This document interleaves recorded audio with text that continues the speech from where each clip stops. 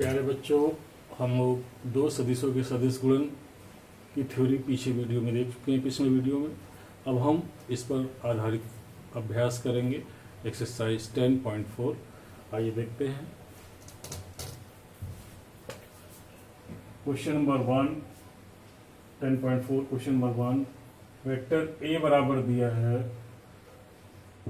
i -7j + 7k और vector B बराबर दिया है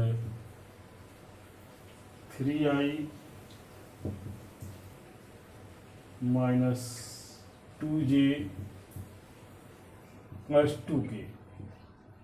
तो हमको ज्ञात क्या करना है? Mod of vector A cross B, इसका मान ज्ञात करना है। तो आइए देखते हैं। यहाँ पर सबसे पहले ए क्रॉस बी ज्ञात करेंगे। तो ए क्रॉस बी बराबर, हम आपको सूत्र बता चुके हैं। सबसे पहले आई जे और के लिखेंगे और इसके नीचे आई ए वेक्टर ए और वेक्टर बी के जो आई जे के गुणांक हैं उनको लिखेंगे। ए के पहले ए के गुणांक ऊपर लिखेंगे, फिर नीचे बी के जो आई जे के गुणांक है उसको। तो ए के गुणांक क्या क्या है? 1 -7 और 7। तो आई के नीचे 1 -7 और 7 और बी में आई जे के गुणांक क्या है? 3 -2 और 2। 3 -2 और 2 ये आपका है। तो अब ए क्रॉस बी ज्ञात करेंगे। आइए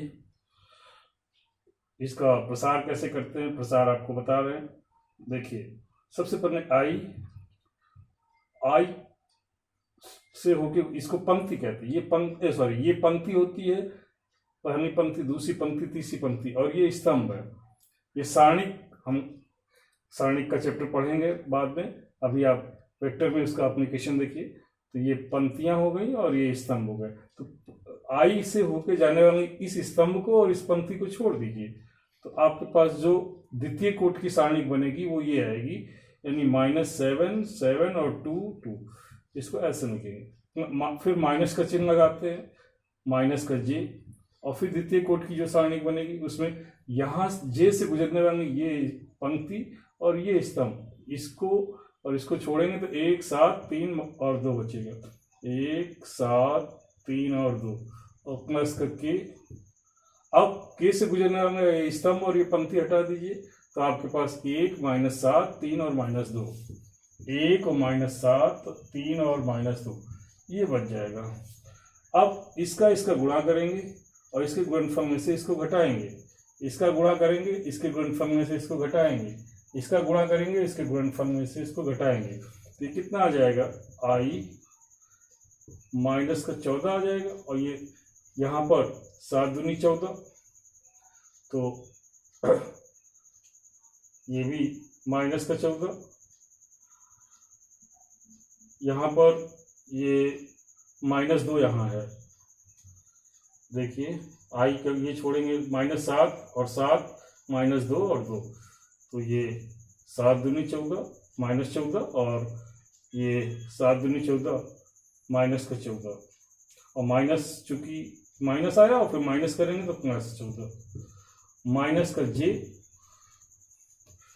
और यहाँ हो जाएगा 2 में से 7 तक 21 घटाएंगे और प्लस का के, और ये -2 और -7 तक -21 घटाएंगे तो +21।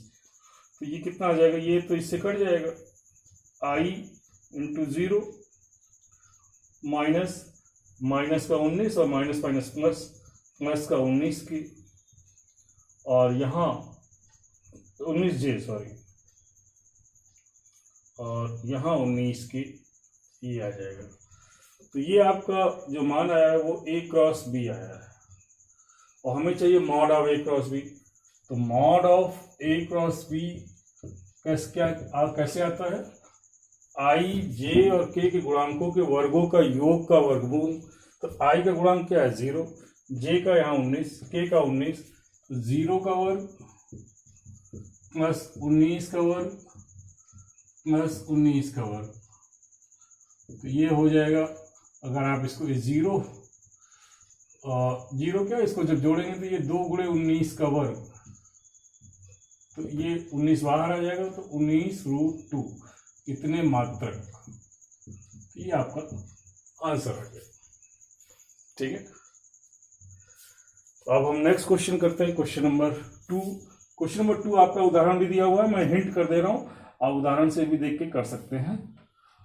और आइए देखते हैं थोड़ा सा कैसे करते हैं। क्वेश्चन नंबर 2 आपको कह रहा है, क्वेश्चन कह रहा है सदिश a + b और a - b पर b की लंब दिशा में मात्रक सदिश ज्ञात कीजिए यदि वेक्टर a बराबर दिया है, वेक्टर b बराबर दिया है। वेक्टर प्रश्नानुसार आपको वेक्टर a दिया हुआ है 3i + 2j + 2k, और वेक्टर b बराबर दिया हुआ है i + 2j - 2k। अब सुनिए, हमको वेक्टर a + b व वेक्टर a - b, इस पर दोनों पर लंब मात्रक सदिश चाहिए। तो लंब मात्रक सदिश ये ज्ञात करना है। तो दोनों पे लंब मात्रक सदिश क्या होगा, देखिए इसका सूत्र क्या बनेगा। पहले ये a + b और a - b ज्ञात करिए। अगर हम मान लेते हैं, और माना थोड़ी देर के लिए c बराबर, वेक्टर c बराबर a + b और वेक्टर d बराबर वेक्टर a - b। तो आप दोनों को जोड़ के a + b ज्ञात, ये वेक्टर c ज्ञात करेंगे, घटा करके a में से b को घटाएंगे तो d आ जाएगा। अब चाहे आप ये कहें कि इन दोनों पर लंब मात्रक सदिश, या ये कहें कि जो है c व d पर लंब मात्रक सदिश, तो आप इसको ऐसे, तो इसका सूत्र क्या बनेगा, वेक्टर c व वेक्टर d पर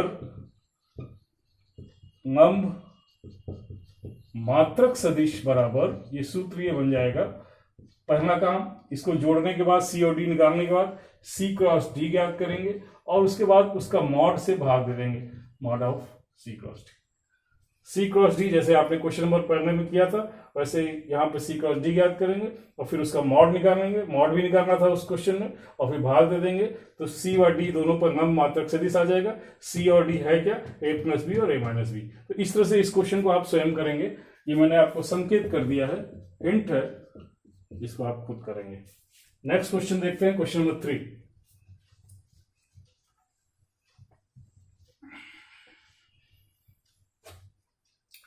क्वेश्चन नंबर 3 है, आपसे कह रहा है कि यदि एक मात्रक सदिश a i के साथ π/3, j के साथ π/4 और k के साथ एक न्यून कोण थीटा बनाता है, तो थीटा का मान ज्ञात करो और इसकी सहायता से वेक्टर a के घटक भी ज्ञात कीजिए। तो माना a दिया हुआ है मात्रक सदिश, माना वेक्टर a के घटक x, y व z हैं, तब वेक्टर a क्या कैसे लिखेंगे, एक्स वाई जेड, माने एक्स की दिशा में एक्स, एक्स एच की दिशा में एक्स, वाई एच की दिशा में वाई और जेड एच की दिशा में जेड। तो ये आएगा एक्स आई + वाई जे + जेड के।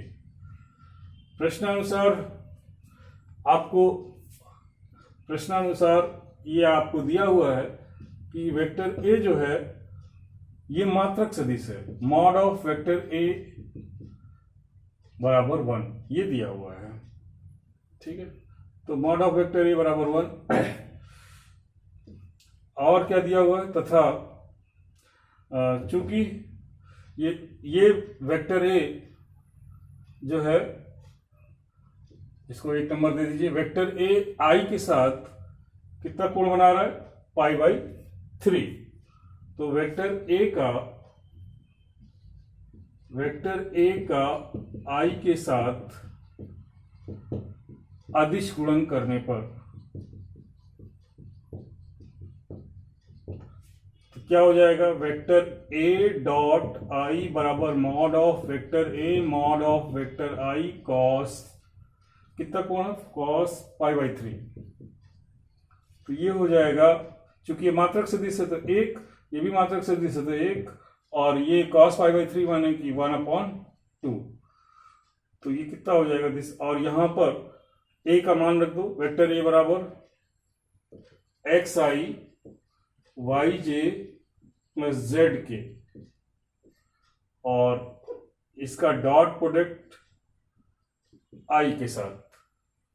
तो आप देखिए i का इसके साथ डॉट प्रोडक्ट कैसे करते हैं, x i dot i y j dot j dot i sorry plus k Z के डॉट आई बराबर 1/2। आप जानते हैं कि आई डॉट आई 1 होता है, जे डॉट आई 0 और के डॉट आई 0।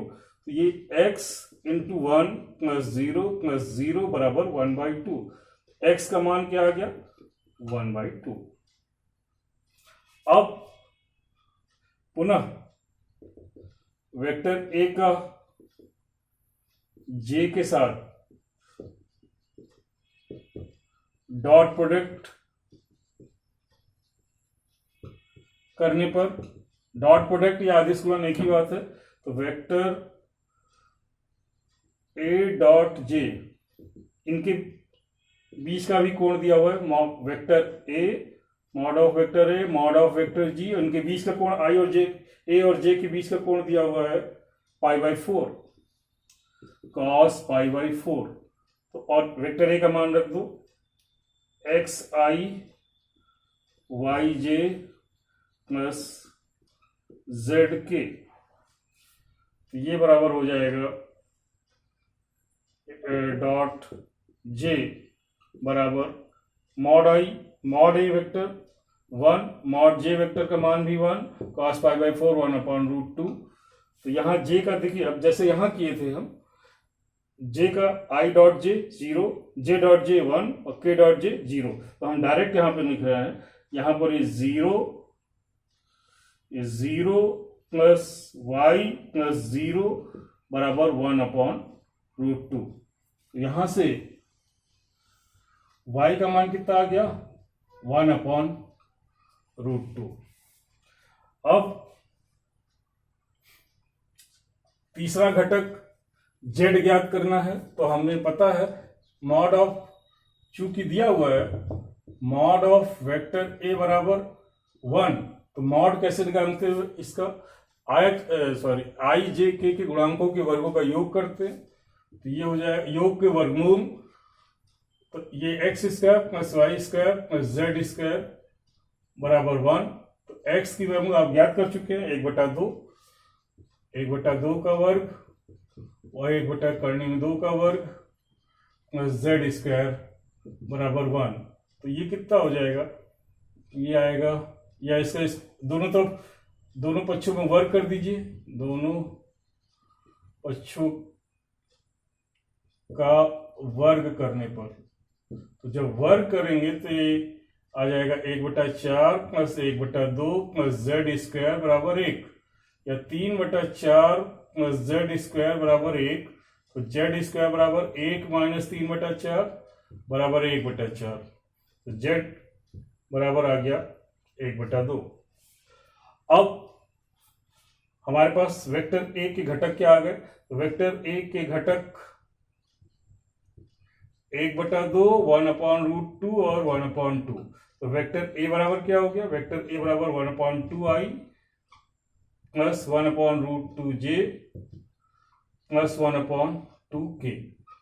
अब कह रहा है, अब क्वेश्चन देखिए, कह रहा है कि वेक्टर ए जो है के साथ न्यून कोण थीटा बनाता है।